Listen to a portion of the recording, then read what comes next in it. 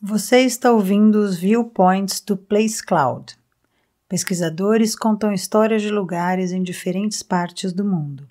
Para obter a experiência multimídia completa e apoiar os criadores, visite placecloud.io. Estamos em frente à padaria Brot Fabrique e ao Hostel Orange, na Rua da Moeda, no bairro do Recife, centro histórico da capital pernambucana. Lado a lado, estes dois estabelecimentos fazem referência ao período holandês no Brasil. O primeiro com o logo em forma de moinho, embora a grafia seja alemã, e o segundo com a memória da Casa Orange Nassau. A Rua da Moeda também é um reduto boêmio, histórico da cidade, talvez pela proximidade com o porto, servindo de local para diversão desde os primórdios da colonização europeia no nordeste do Brasil. Foi assim com os portugueses e não foi diferente com os holandeses que colonizaram este território no século XVII. E diversão, especialmente na Idade Moderna e de certa forma até hoje, está ligada ao consumo de bebidas alcoólicas. Sobre isso, uma interessante dissertação de mestrado em História de autoria de Gabriel Ferreira Gurian para a Universidade Estadual Paulista tem como título Bebidas e Bebedores no Norte do Brasil. A época da conquista holandesa, 1624 a 1654. Segundo o estudo, os holandeses trouxeram com eles o gosto por bebidas fortes e variadas, com destaque para o vinho, o brandy e o Genever, precursor do gin.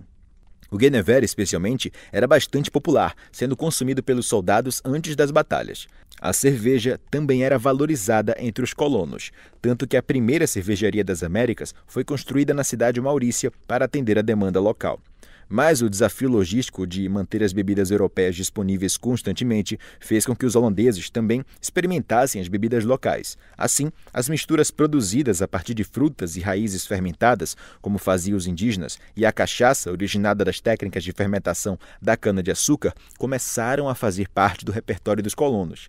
Antes dos holandeses, no entanto, todo mundo lembra que estavam por aqui os portugueses. A elite, composta por senhores de engenho e administradores, mantinha o vinho europeu como bebida de escolha, sendo importado a um custo alto, o que conferia o status de um estilo de vida opulento que valorizava o vinho como símbolo de prestígio e continuidade cultural.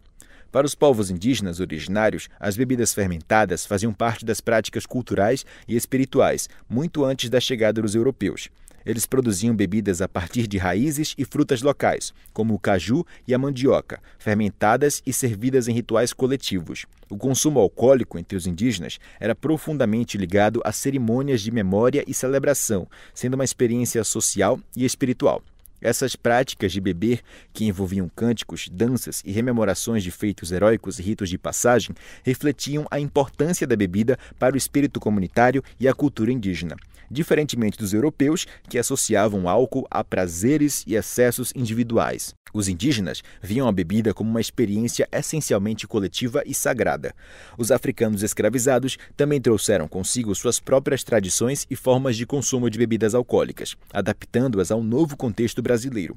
Muitos vinham de culturas que tinham técnicas próprias de fermentação e consumo de licores, e, apesar das restrições impostas pela condição de escravidão, procuravam preservar esses costumes sempre que possível. A cachaça, obtida da fermentação e destilação da cana-de-açúcar, tornou-se uma bebida acessível e simbólica entre os escravizados, que a consumiam em momentos de confraternização e rituais de resistência cultural. Neste sentido, o estudo revela que as bebidas do Brasil colonial não eram apenas um artigo de consumo, mas carregavam simbolismos e funções variadas conforme o grupo social. Essas práticas de consumo e significados ajudaram a formar um complexo cenário cultural e social, onde a bebida, mais do que um simples produto, se tornou parte das dinâmicas de identidade, resistência e adaptação no período colonial.